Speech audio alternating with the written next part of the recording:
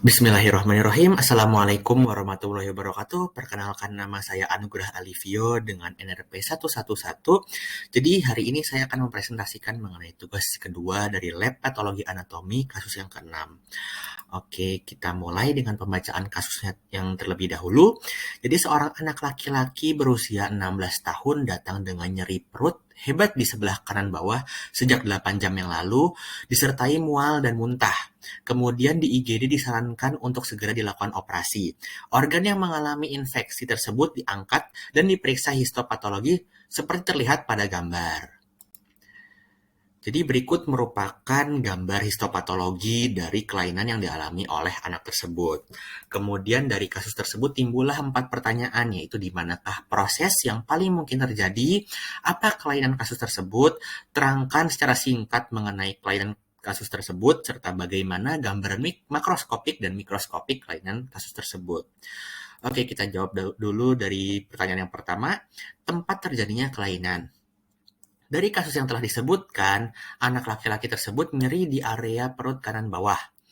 Di area perut kanan bawah itu terdapat berbagai macam organ, salah satunya adalah appendix feminiformis. Gitu. Jadi ini merupakan gambar dari anatomi bagian abdomen, gitu, dari beserta regio dan organ-organ di dalamnya. Nah, di kuadran bawah di gambar kiri ini terdapat 4 regio dan di kuadran kanan bawah itu terdapat appendix feminiformis.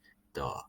Kemudian di 9 regio ini juga terdapat appendix feminiformis di antara inguina dextra serta pubicum. Selanjutnya adalah apa sih kelainan dari kelainan atau penyakit yang dialami oleh anak ini. Jadi anak ini tuh mengalami penyakit apendisitis. Apendisitis merupakan proses peradangan akut maupun kronis yang terjadi pada appendix feminiformis oleh karena adanya sumbatan yang terjadi pada lumen appendix. Apendisitis ini tuh mempunyai nama lain yaitu usus buntu.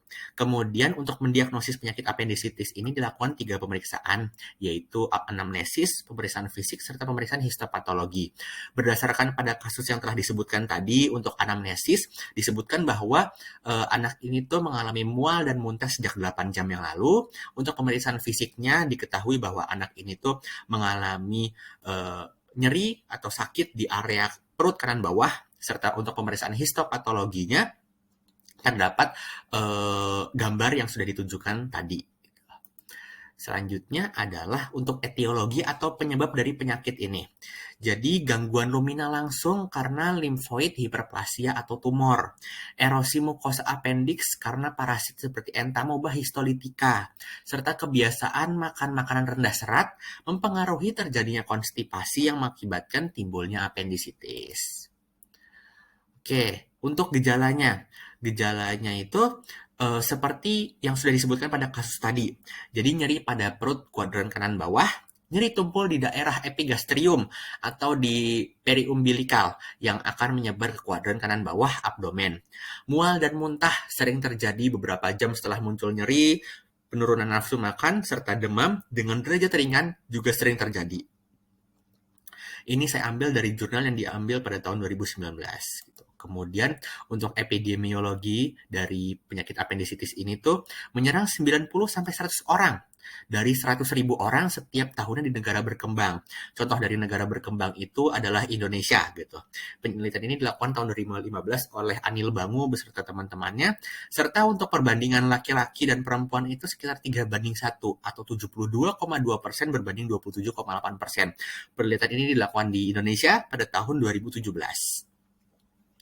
Kemudian untuk gambaran makroskopik dapat ditemukan perforasi dinding appendix fekalit nanah dan atau darah dalam lumen.